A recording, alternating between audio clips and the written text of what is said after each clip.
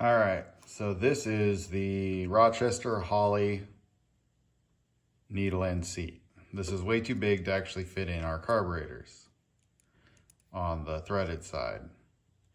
However, if we remove these two O-rings and machine it down to a M7 by 1 thread, it will thread directly into the original needle and seat location.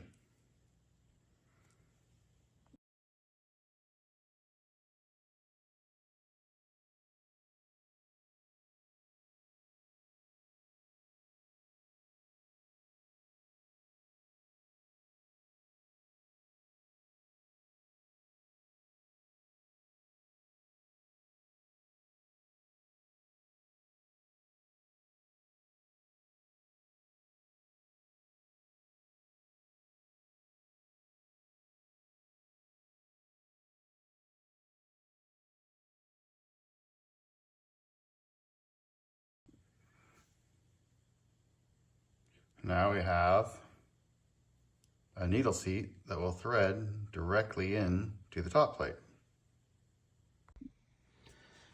So next we do the top plate modifications to accept the adjustable needle and seat. We're going to use a 6mm drill bit, and we're going to drill in the original seat location from the inside out. The original threads are here, so what I like to do is run the drill bit down. Got it stuck there. Yeah. Make sure I'm good and centered so I'm not going to mess up the threads.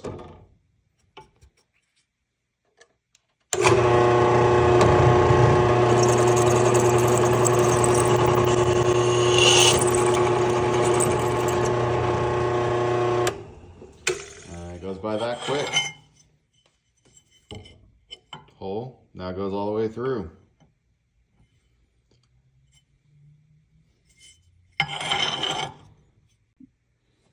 All right, once the hole is all the way through, you want to take an M7 by 1 tap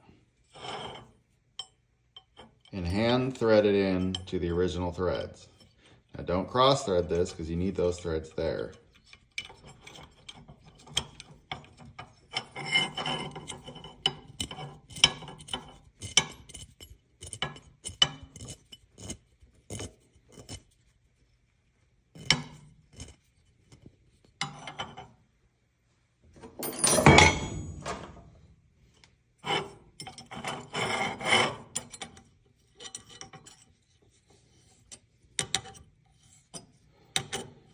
So what we're doing now is we're continuing the threads all the way through the top.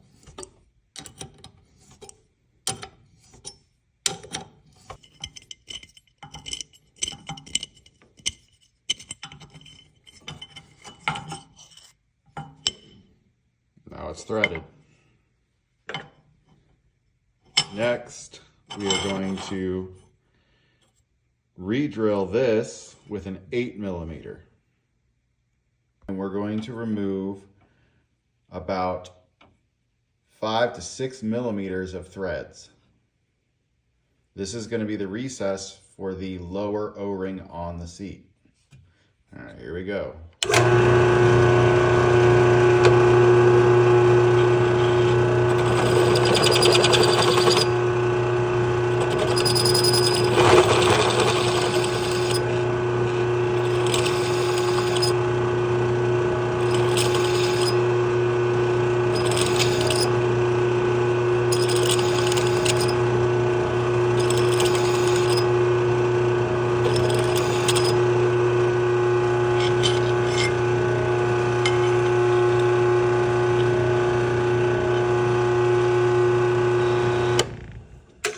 About half the threads.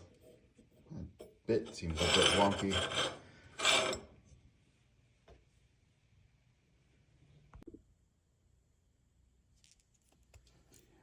Take the small O-ring you removed before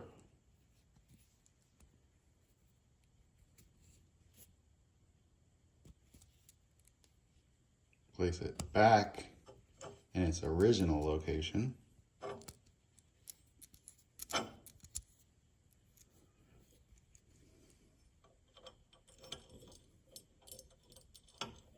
Now you're going to want to clean all this out before you final assembly it.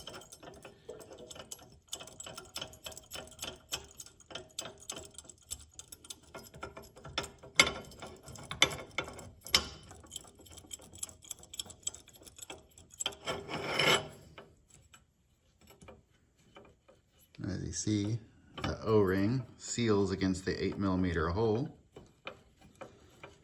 and recesses into the top plate.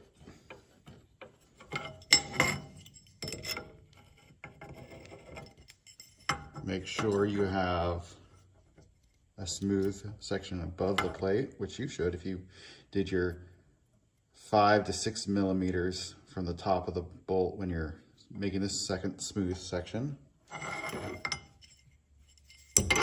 Add your new O-ring and the nut. Now for the top nut, this is the original, and you can see it has a ridge for the corresponding O-ring. This helps the top of the needle seat, or the top of the needle seat against the top of the carburetor. That's a tongue twister. You can just use a standard, or a metric, I should say, M7 by 1 nut. Just make sure it's about 10 millimeters tall, and use a 9mm to just barely drill into the bottom of the nut. I like to be difficult, so I'm using a lamp shade screw. It's 10 millimeters on the bottom in diameter, at least 10 millimeters tall, but I had to drill it and tap it for M7. But I just like knurled nut. I think that's cool. Now, if you're using a standard nut, of course, you could just grab it with a wrench. All right, here we go. With power.